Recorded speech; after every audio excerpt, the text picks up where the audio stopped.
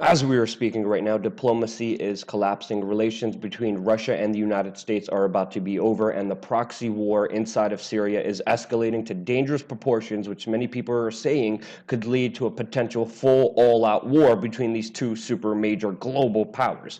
Now, we're going to tell you all these important developments and a lot more, why this happened, how it happened. All the sources will be in the description below for you to fact check yourself. But many people don't know this, but the United States and Russia have been involved in a proxy war for over 1 year already. And right now, as we are speaking, with the latest bombing campaigns by both Russia and the United States attacking each other's side directly, we are seeing a brink of a military showdown that's unfolding right now as diplomacy is ending, as both sides are walking away from the table and considering military options against each other.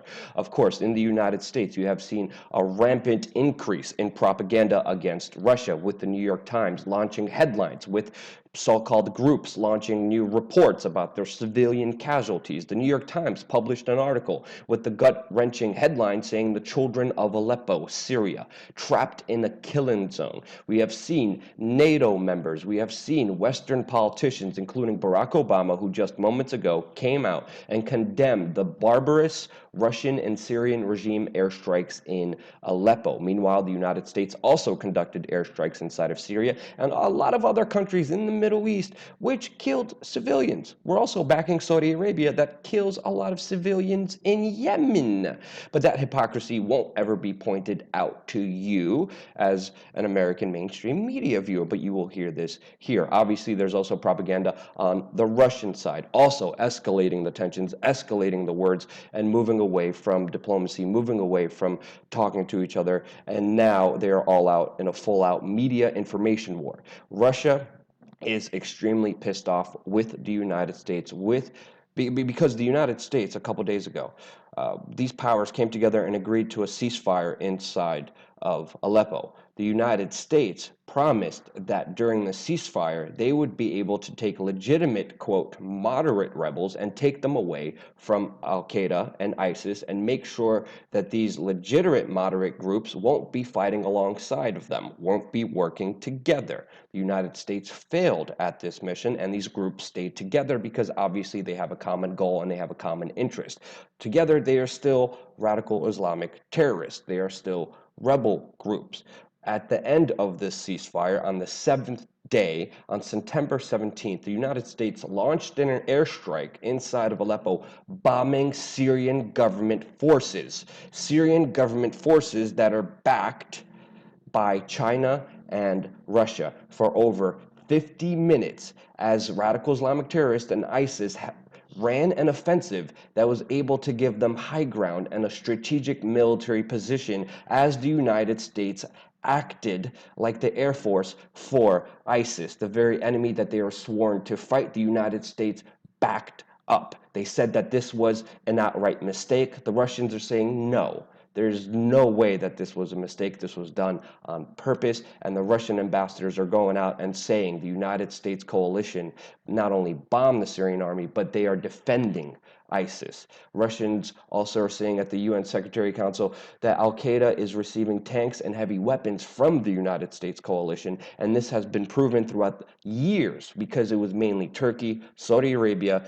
Israel, and the United States that have been arming and supporting the rebel groups inside of Syria. Many of these weapons, many of the money that was sent from your tax dollars into Syria was given to Al-Qaeda, was given to ISIS, and they were ended up with weapons to go against Bashar al-Assad until Russia stepped in and they escalated their bombing campaigns inside of Syria to stop these Western-funded rebel groups. Now, because of this, the Russians are saying that, you know what? We won't agree to diplomatic relations. We won't agree to any kind of future ceasefire because you just screwed us over on this one. And the Russians launched their own military strike, and Russian state media reported that Israeli Mossad agents and other foreign military officers were killed in Aleppo on Tuesday from a Russian military strike.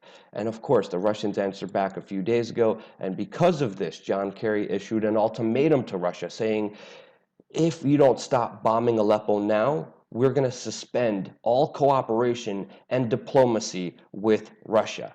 Because of this, They are putting the military option on the table. Russia, of course, rejected John Kerry's demand on Syria, and now they're saying on the global world stage, well, the United States is promoting terrorists and terror, which they have been documented to do so. Of course, now Russians are reinforcing their Syrian air base, and Bashar al-Assad and the Syrian government are assembling 10,000 troops for an final assault on Aleppo, doing exactly what the United States does not want them to do, slapping them in the face and saying, now, what is your next move?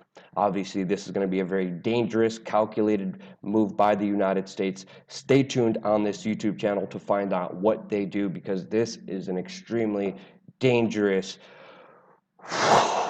situation unfolding right in front of our very eyes. There's propaganda on either sides of this. But what we know for sure is with diplomacy collapsing, peace is looking like it will never happen inside of Syria.